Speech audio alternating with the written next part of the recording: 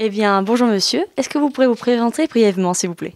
Bonjour, alors Didier Caudrelier, natif de Le Cateau, et actuellement je travaille et habite à Fontaine-au-Pire, près de Caudry. Je travaille et j'enseigne aussi les arts plastiques pour la ville de Caudry. Alors, on voit qu'on est dans un endroit assez coloré, assez lumineux. Est-ce que vous pourrez nous le décrire, s'il vous plaît? Oh, description. Ben, c'est mon lieu de création, hein, c'est mon atelier ici. C'est le lieu où je travaille surtout l'hiver, c'est mon aquarium comme je l'appelle. Et bon, ici, je travaille surtout les grands formats et les huiles, les acryliques. Après, tout le petit travail aquarelle se fait dans l'autre pièce. Voilà un peu, hein. Alors, les techniques utilisées, comme je l'ai dit, huile, acrylique, pastel. On voit ici derrière moi bon, du matériel, hein, les pinceaux, les pots de colle, les pots de peinture, enfin, etc. Hein, les couteaux à peindre, tout le nécessaire. Le matériel le plus utilisé étant mes doigts. On voit qu'il y a beaucoup de couleurs. Quelles sont vos inspirations, par exemple, pour vos œuvres, en grande majorité? Alors actuellement, c'est surtout la forêt, hein, la forêt d'Andigny, hein, plus connue sous le nom de forêt de Mennevrey, et bien entendu la forêt de Mormal, où j'y passe très beaucoup, énormément de temps, presque plus que du temps chez moi. Alors voilà, c'est ma principale inspiration, hein, la forêt actuellement. Comment ça vous est venu, cette vocation, cette inspiration pour la nature et de la représenter dans vos œuvres? Ah, alors en fait, c'est quelque chose qui était inné, qui était toujours là. Mais pendant des années, je n'ai jamais voulu travailler sur ce thème, peut-être par peur de ne pas la montrer comme je voulais. Et donc je me suis retenu en fait, hein, quelque part. Et petit à petit, de petites ébauches ont fait que je tendais à cela. Un jour, je me suis dit, bon, faut que tu ailles vers ce travail, il faut te lâcher un maximum. Et j'ai pris une toile et puis j'ai éclaté en fait, en quelque sorte. Et voilà, quoi, c'est de là qu'est arrivée toute cette série sur la forêt, sur la lumière et sur cette forêt surtout de Mormal. Maintenant, comment est venue votre vocation de devenir peintre, par exemple? Alors les deux sont un peu liés, c'est marrant parce que moi petit, quand je dis petit, c'est vraiment petit. Hein, j'étais presque encore en maternelle, avec bien entendu le vitrail de Matisse, les abeilles, qui m'ont toujours, mais alors fasciné. À la limite. J'avais une drôle d'impression avec cette œuvre-là. J'étais très, comment dire, très ému, très bouleversé, mais je ne savais pas hein, ce qui se passait en fait. Hein. Et ces lumières qui se reflétaient sur le sol, waouh, ça m'enchantait. Et de là est venu ce côté à vouloir faire de la couleur. Et bon, à la maison, on n'avait pas ce qu'il fallait, donc je prenais le charbon, je prenais du pollen de fleurs pour avoir des oranges, je frottais de l'herbe pour avoir du vert, donc bon, déjà des éléments naturels, et c'est ce qui m'a amené comme ça, petit à petit, à travailler la couleur. Donc vraiment très petit, dès la maternelle. Et du coup, vos débuts ont parti sur quelle œuvre, quel type? Ouh. Quel thème plutôt? Alors, suite à cela, on va dire que j'ai eu une rencontre avec un professeur d'art plastique et artiste peintre, Patrick Fenel, monsieur Patrick Fenel, mon mentor, on va dire quelque chose comme ça. Et donc à l'école primaire, je suis allé dans son atelier. C'était le mercredi après-midi aussi, hein, pour prendre des petits cours. Et puis ça n'a pas duré très longtemps parce que j'étais un peu dissipé, il faut l'avouer. Parce que bon, quand on me dit de faire quelque chose au niveau du dessin, je ne suis pas très à l'aise. Ce que j'aime, moi, c'est eh bien, me laisser aller et pas aller dans la même direction, dans la même voie que tout le monde. Alors quand on est dans une classe avec 15 élèves et qu'on doit faire tous la même chose, bon, donc ça n'allait pas très bien. Alors j'ai arrêté d'y aller et puis le temps a passé, j'ai toujours dessiné. Et 10 ans après, donc vers l'âge de 18 ans, 19 ans, je suis retourné le voir avec ma pochette de dessin. J'ai dit bonjour monsieur Fenel, voilà, je vous ai amené mes dessins. Et il a regardé mon travail. Il a dit attends-moi une minute. Il est parti dans une armoire, il est revenu avec des peintures, des supports, et il m'a dit, maintenant tu vas travailler. Et là, ça m'a conforté, quoi, dans ce que je voulais, et j'ai continué à travailler. Alors c'était un truc rigolo, parce que la première fois, quand j'ai assisté à ces cours, donc à 8 ans, hein, comme j'étais dissipé, il y a une anecdote, c'est que on avait des plans inclinés pour travailler, et tout le monde, machinalement, quand on peignait, on remettait notre main sur le plan incliné. Moi, de l'autre côté, je peignais les bouts de doigts qui dépassaient. Alors, forcément, ça n'a pas plu à tout le monde. Et Monsieur Fenel m'a appelé, m'a dit, j'ai trop de plaintes. Et il a pris un spackler, c'est-à-dire un grand pinceau. Il a trempé dans la peinture, puis il me l'a mis sur la figure. De là, je suis parti. Et 10 ans après, quand je suis revenu, je lui ai présenté mon travail. Et il m'a dit, vas-y, travaille. Et lors de ma première exposition, je lui ai dit, tu m'as donné un coup de pinceau un jour, et ben pour cela, je vais t'en donner des millions. Et j'ai continué à peindre. Voilà, en gros, cette histoire. Et depuis, vous peignez. Et depuis, je... Alors du coup, on est dans votre atelier. Est-ce que vous pouvez expliquer les différents types d'œuvres que vous créez? Parce qu'il n'y a pas forcément que de la peinture avec de l'acrylique, il y a aussi par exemple du faisin ou encore d'autres styles de peinture. Oui, c'est vrai que je n'aime pas m'ennuyer dans la peinture. Je ne suis pas du genre à voir quelque chose et de me dire « ouais, j'ai trouvé le truc, je vais pouvoir vendre et passer des années avec le même... » Non, moi je ne suis pas comme ça. Donc j'aime bien, c'est vrai, mélanger les techniques. Alors parfois, sur de l'acrylique, je vais travailler avec des pastels à l'huile, comme ici. Je vais prendre du papier que je vais déchirer, je vais amener de la matière. Voilà, j'aime bien bouleverser un peu... tout ce que je fais. Même une œuvre, elle n'est pas forcément... elle ne va pas arriver là où je l'attendais, en fait. Il y a des moments, je pars, et puis tout d'un coup, je m'arrête, puis je me dis, maman, c'est pas là où je voulais aller. Mais donc, de ce fait, je vais continuer par là. Je me laisse aller, voilà. Je me laisse aller, je me fais plaisir, et je ne veux, je le répète, surtout pas m'ennuyer. Et donc, je suis encore un gosse, en fait. Découvrir, quoi. Alors, donc, c'est ça, hein. Donc, comme disait Picasso, je cherche pas, je trouve. Mais c'est vrai que je trouve beaucoup dans ce cas-là. Mais il m'arrive même d'avoir des œuvres que je déchire pour l'amener sur une autre. Il y a des tas de choses qui se passent comme ça, hein. On n'est pas tout seul dans ma tête, un peu. Et du coup, les autres en pensent quoi de vos œuvres? De votre famille, de vos amis ou même d'autres artistes, par exemple? Ça, c'est pas à moi de le dire. Bon, toujours est-il que bon, il y a beaucoup de personnes qui repartent avec des œuvres. Bon, ça prouve quelque chose quand même. Voilà. Et puis entre amis artistes, à partir du moment où on est amis, c'est qu'on se considère et qu'on s'apprécie. Donc là aussi, maintenant, à la limite, je dirais que ce que pensent les autres, c'est pas le plus important. Le plus important, c'est de créer et l'acte de créer, c'est ça qui est le plus important. C'est même pas l'aboutissement, c'est ce qui se passe dans ce mouvement de création. C'est ça qui est intéressant, qui est jouissif, qui est formidable. Tout à l'heure, vous nous expliquez que votre processus de création se passait d'abord dans une partie que vous vous inspirez beaucoup de la nature. Mais après, comment se passe la création au sein de votre atelier? Comment vous mettez une ambiance ou une atmosphère pour créer justement? Alors déjà, toujours, la première chose, c'est que je mets la musique. C'est incontournable. Je mets la musique et souvent, je regarde le support. Je regarde le support vierge et parfois très longtemps, et je ne sais pas où je vais aller.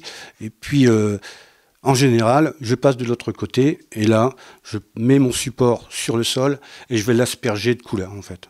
Ça part d'une façon très abstraite, à la manière du travail de Pollock, hein, projection, dripping, etc.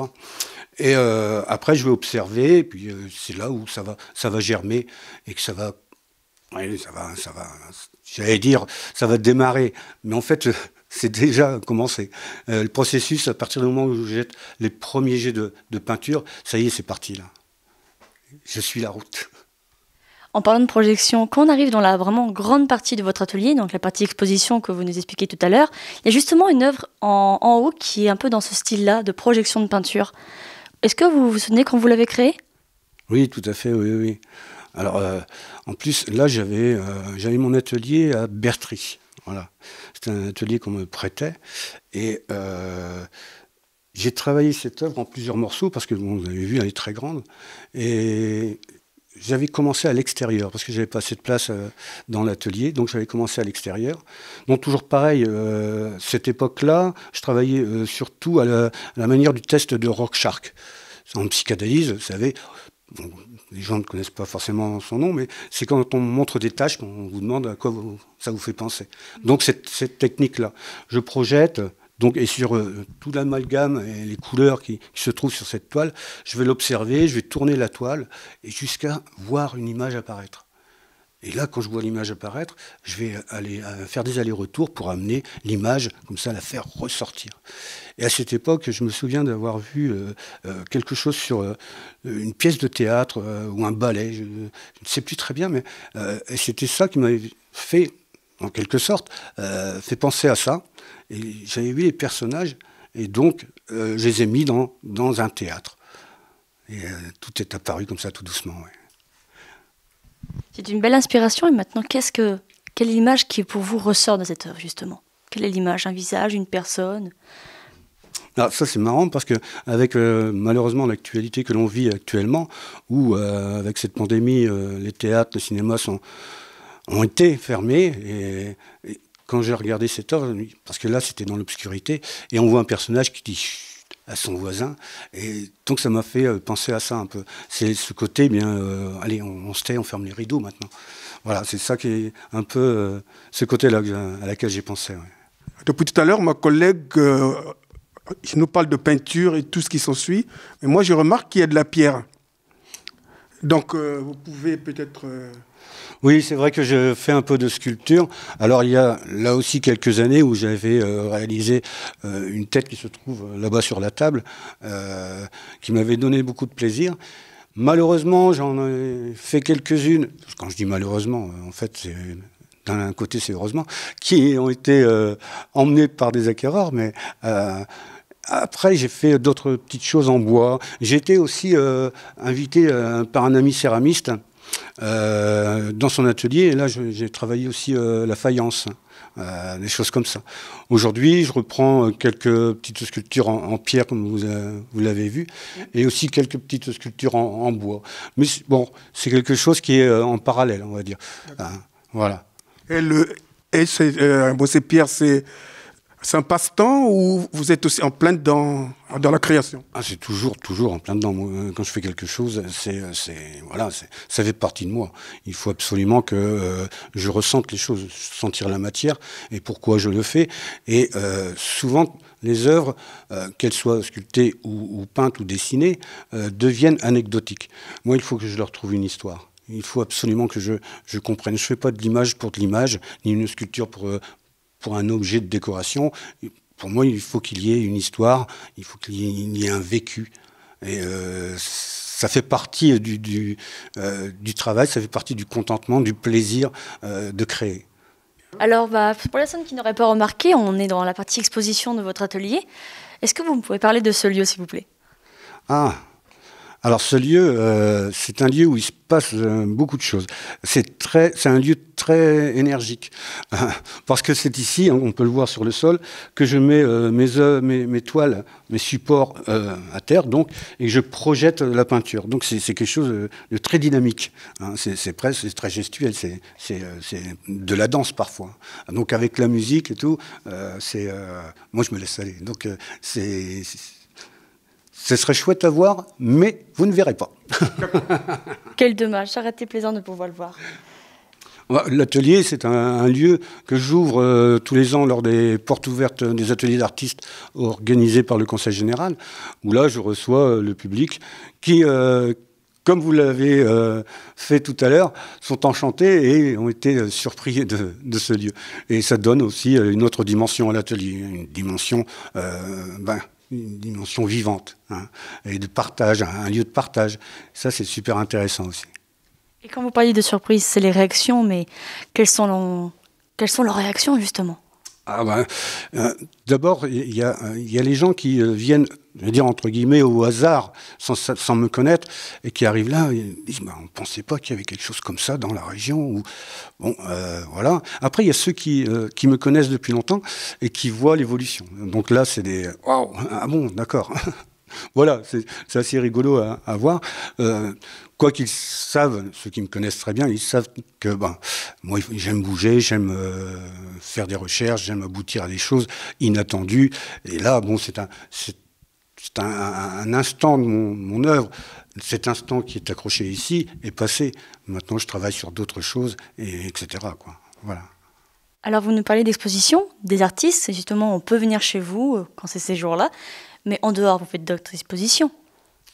Alors ici, ça a été compliqué. Ça fait 2 ans où tout a été annulé. Donc j'en fais la Cauderie au mois d'avril. Voilà, c'est ça, au grenier de la bibliothèque, la galerie de la bibliothèque. Et après, on attend. Je suis un peu comme beaucoup d'artistes, on attend que ça se réveille aussi, parce que prendre des dates, ça devient compliqué, on ne sait pas ce que demain va être, donc voilà.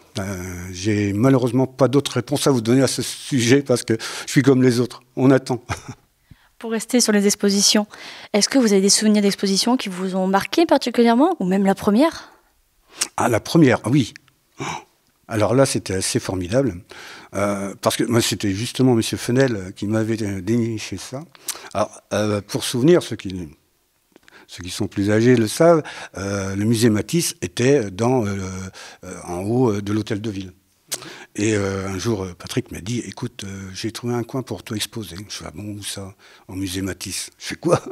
Donc j'ai installé mes dessins dans la montée d'escalier qui allait au musée Matisse, à l'hôtel de ville. Alors c'était inespéré, c'était fantastique. Alors les gens montaient voir le musée et puis passaient devant mes œuvres. C'était jouissif, ça, c'était une belle anecdote. Ouais.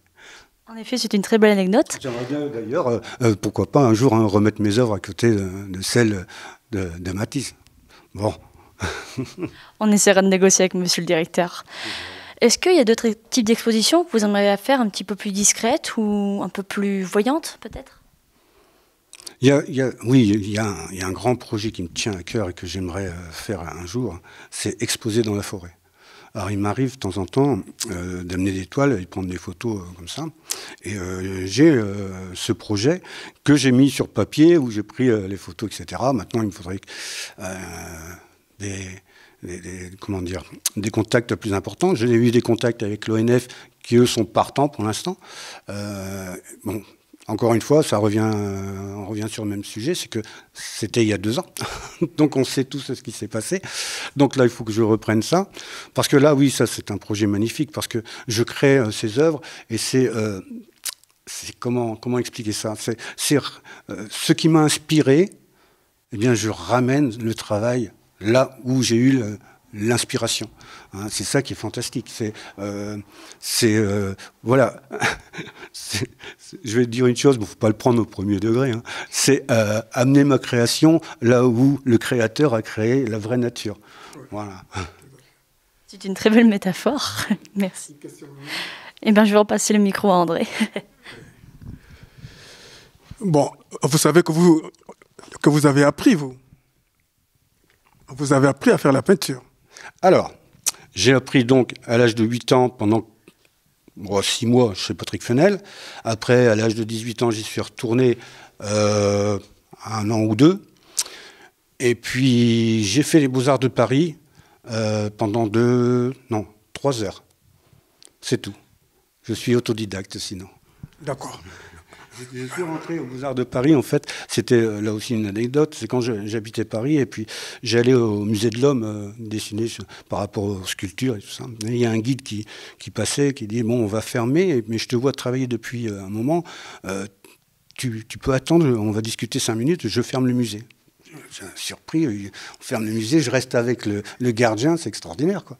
Ah, il vient me voir, il fait, bon, viens, je vais te montrer des trucs. Ah, il montre des endroits que le public n'a pas le droit d'aller. Après, il me montre son travail personnel. Puis on discute, t'es aux Beaux-Arts? Bah, je fais non, je suis pas aux Beaux-Arts, j'ai pas les moyens de payer l'entrée et passer un concours, je ne pense pas pouvoir y arriver. Il fait bon, bah écoute, c'est simple, demain, 10h, tu vas aux Beaux-Arts, tu viens de ma part et tu rentres aux Beaux-Arts comme ça. Il m'avait fait ouvrir les portes. J'y suis allé, et donc on m'a accueilli, on m'a donné un chevalet avec les autres élèves, il y avait le modèle qui posait, on m'a dit allez travailler. Bon, là, j'ai commencé à être un peu mal à l'aise. Une ambiance un peu snob, bon, parigot. Oh là là, j'étais pas très bien. Pas à l'aise. Non, non, non. Et le prof, il vient me voir, il me fait, mais vous êtes rentré comme ça gracieusement parce que monsieur Untel vous a fait rentrer, maintenant il faudrait peut-être travailler. Bon, alors j'ai pris mon fusain et j'ai commencé. Tac, tac, tac, tac, tac. Il vient voir après, il fait, qu'est-ce que tu as fait là? Ben, j'ai fait ce qu'il y a là. Alors, en fait, le modèle était là. Moi, sur mon travail, le modèle, c'était du vide. Et j'avais dessiné tout ce qu'il y avait autour. Et j'avais laissé le modèle vide. Alors, ça l'a surpris. Je dis, ben voilà, ça c'est fait. Maintenant, je vous salue. Au revoir. Donc, je suis resté 3 heures aux Beaux-Arts de Paris, uniquement. Voilà mon parcours, mon cursus. Bon, voilà. Là où je voulais en venir, c'était depuis tout à l'heure, vous parlez de M. Fenel. Et si prochainement, il faut parler de vous. Qui parlera de vous? Oula, alors ça, je ne sais pas. C'est une bonne question. Hein. Ah, moi, je l'espère que j'aurai aussi des éloges comme je peux faire pour Patrick Fenel. Bon, je suppose que vous enseignez l'art aussi aux gens. Oui, je m'occupe des 4 écoles primaires de Caudry. Hein, donc, on va pas faire le compte, mais ça fait 33 ans. Donc tous les élèves, tous les enfants de Caudry scolarisés à Caudry, sauf ceux qui sont dans l'école privée, tous les enfants de Caudry qui sont scolarisés donc à Caudry font de l'art plastique avec moi. Ça fait un certain nombre. Donc je suis rassuré qu'on parlera bien de vous. Ben, je l'espère, oui. N'est-ce pas? Alors, il parlait justement que maintenant vous faites aussi partager votre passion. Est-ce que vous pensez que vous allez créer des vocations grâce à votre passion qui vient aussi d'une personne qui vous a inspiré? Oui, oui. J'ai revu une élève il n'y a pas longtemps qui fait des études sur Douai déjà et qui veut faire la même chose que moi. Et d'autres aussi, hein, j'en ai qui sont en architecture, etc. Donc effectivement, j'ai eu quelques élèves qui ont continué dans cette voie et c'est une fierté aussi pour moi, oui. Alors nous allons faire un tout petit peu le tour parce que là je vois 2 personnes qui sont presque fatiguées. Enfin, ça c'est ma vision à moi. Hein. Bon, elles sont fatiguées.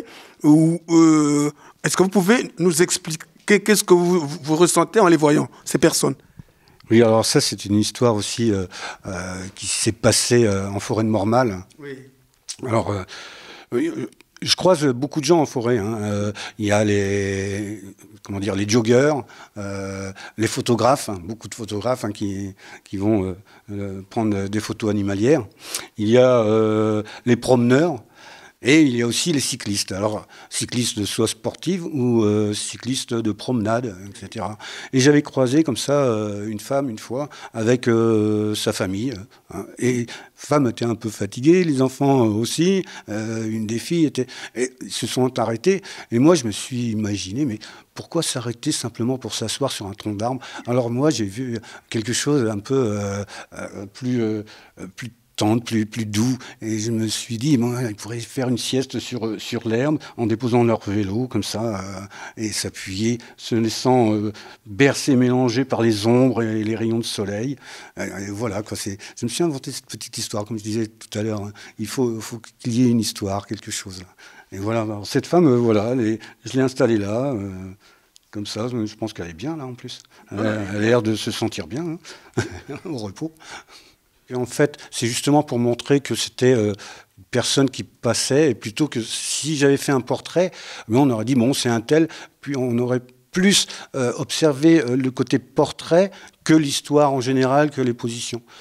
C'était plus intéressant de le faire comme ça pour moi. Alors, si nous nous tournons vers ce tableau, c'est quelle saison, là? Alors là, on est fin d'automne, proche de l'hiver, hein. Et encore un lieu en forêt de Mormal. Hein. Le lieu, ici, le chemin, existe réellement. Hein. il y a quelque chose dans cette toile qui, on dire, ce sont des plans rapprochés. On va voir une partie, donc une vue d'ensemble à gauche. On va voir au centre une grande flaque d'eau et à l'extrémité, à droite, ces morceaux de bois et de feuilles. Si on regarde bien, on va voir ici une flaque. Il y a ici une flaque d'eau. Eh bien, cette flaque d'eau, je l'ai zoomée, je l'ai agrandie pour l'amener ici. Et cette partie-là, je l'ai rezoomée ici pour l'amener ici, en fait. Et si on observe de loin, on va voir quelque chose dans cette œuvre. Il y a quelque chose à découvrir. Je ne vais pas vous le dire, ça serait dommage. Ce qui est intéressant, ce qui est rigolo, c'est de découvrir. Parce que les gens, quand ils sont venus aux portes ouvertes, il y en a plein qui passaient devant, et puis après, il y a une personne qui s'est reculée et a dit « Hé, je vois ça !» De ce fait, il y a les autres personnes autour qui se sont mis à chercher et ils se sont dit « Ah oui, ça y est, je le vois !» C'est ça qui est assez fabuleux. Il y a un petit jeu comme ça qui se crée aussi. J'aime jouer avec la lumière. La lumière est importante dans toutes mes œuvres. Ce qui est important, c'est voilà, l'ambiance, la couleur et la lumière, le jeu de lumière, le jeu d'ombre. Et là, lorsqu'on se met sous un arbre et qu'on regarde vers le ciel, alors si on a le soleil en plein comme ça, on va voir des choses comme ça, des touches de jaune. Et la lumière qui vient frapper le tronc, c'est quelque chose de fabuleux. Et après, on peut se poser la question, là c'est presque de la philosophie, hein, c'est de quelle couleur est l'arbre réellement? Est-ce que c'est la couleur qui apparaît dans la lumière ou est-ce que c'est la couleur qui est dans l'ombre? Vous voyez, il y a quelque chose comme ça qui est... Voilà, on se questionne là-dessus. Alors j'aime bien travailler là-dessus, hein, sur toutes mes œuvres. La lumière est quelque chose de très important. Et la profondeur, donner de la profondeur aux choses. Pour une toile ne doit pas être un deuxième mur. Hein. Il y a le mur sur lequel on l'accroche, mais ça doit ouvrir ce mur-là en question. Donc c'est ça qui est ce à quoi je veux aboutir. Moi, je voudrais qu'on parle de cette œuvre qui se trouve juste ici. Oui, alors, par la fenêtre de Caillebotte. Alors, Caillebotte est un artiste que j'aime beaucoup, hein, qui m'a inspiré. Et comme Henri Matisse, comme le disait le caméraman, hein, qui travaille sur le thème de la fenêtre, et il y a une œuvre de Caillebotte qui montre justement une personne à la fenêtre, et à travers la fenêtre, on voit la ville, hein, quelque chose qui est très gris, très voilà, c'est Paris, c'est donc très triste, hein, quelque part. Et je me suis dit, ça fait un peu comme un manque de liberté, hein, on a du mal à respirer. Et donc je me suis inspiré ça pour dire que la liberté, elle était là. Si on ouvre la fenêtre et qu'on avait cette forêt là on respire, on a voilà un grand bol d'air. Et voilà, c'est ce qui m'est venu à l'esprit en opposition avec cette fenêtre de Caillebotte. Voilà. Il a montré ce qu'il voyait de sa fenêtre. Moi, je montre ce que j'ai envie de voir de la mienne. Bon. Malheureusement, je ne l'ai pas, mais comme j'y suis souvent, j'ai amené ce décor, entre guillemets, cet univers, je l'ai amené dans le sien, en fait. C'est aussi un contraste, un travail encore sur la lumière. La lumière ne vient pas de l'intérieur de la maison, je veux dire, mais elle vient justement de cet extérieur qui attire le personnage. C'est ça, là aussi, on peut créer cette histoire, hein. Pourquoi est-il enfermé? Donc il y a cette obscurité qui montre peut-être qu'il se passe un petit malaise chez cette personne. Et pour le combattre, la solution, c'est d'ouvrir la fenêtre et d'aller s'évader. Et on peut constater que il n'est pas en hauteur, hein, il est au rez-de-chaussée pratiquement. Hein, donc il n'y a pas une notion de vouloir sauter par la fenêtre ou quoi que ce soit. Hein, on sent très bien, mais il y a une attirance et cette lumière vient de réchauffer un peu. Hein, et voilà, il y a une histoire aussi à créer là-dessus. Est-ce que vous voulez créer une histoire justement? Parce que pour moi, la personne que l'on voit, donc là, certainement un jeune garçon, en tout cas pour ma part, c'est ce que je vois. Vous, est-ce que vous voyez la même chose que moi? Alors, je ne raconte jamais les histoires que je crée, hein, parce que je veux absolument que les gens, le spectateur, crée sa propre histoire, fasse l'effort de se dire je vais m'approprier l'œuvre, et moi, cette histoire, comme vous avez fait, voilà, c'est ce qui amène un plus à l'œuvre. L'œuvre n'est pas qu'une image, là ça devient un sujet où on va créer, vous allez devenir aussi quelque part artiste vous-même, parce que vous pourrez même l'écrire, votre histoire. Et ça devient quelque chose de fabuleux, et ça peut devenir des sujets de conversation, puis on va comparer. Toi tu as vu quoi, moi j'ai vu ça, et toi. Donc là c'est quelque chose de très riche. Alors ici, c'est la partie, c'est la troisième partie de l'atelier. C'est là où les œuvres sont stockées. Voilà. Donc c'est un endroit aussi où je viens pour dessiner des petites choses. Hein. J'amène ma table à dessin qui est dans la grange, dans l'atelier là-bas. Et ça me permet de faire des petits formats ici. Hein, voilà. Et surtout de stocker. D'accord. Bon. Est-ce que vous croyez que nous avons vu tout ce que vous avez fait? Non. Oh non. Non, pas du tout. Il y en a beaucoup. Il y en a beaucoup. Hein. Là, il y a, parce que j'en ai encore en haut, il y a plus de 40 ans de travail, quoi. D'accord. Ah oui, donc faut imaginer. Il y en a dans tous les coins. Une conclusion. Voilà. Alors là, je suis pas quelqu'un qui conclut les choses parce que j'ai toujours envie que ça continue. Ah. Donc ma conclusion sera celle-ci, c'est venez voir mon travail lors des prochaines expositions ou des prochaines portes ouvertes. N'ayez pas peur d'être curieux. Et si vous êtes venu une fois, n'ayez pas peur de revenir car je travaille beaucoup et comme je l'ai dit, je cherche et je change les choses. Pas d'une façon, irréfléchie et radicale, mais plutôt d'une façon qui montre une évolution des choses. Hein, je tends toujours à avancer plutôt qu'à me séparer des choses. On avance ensemble. Et voilà, donc créez vos histoires sur mes œuvres et ça me fait beaucoup de plaisir de savoir que beaucoup de gens comme ça à travers la France, puisque j'ai des œuvres dans toute la France et même aux États-Unis, sont en train de créer des histoires grâce à mon travail. Ce qui veut dire que même si on a vu, nous aurons d'autres à voir. Oh oui, beaucoup.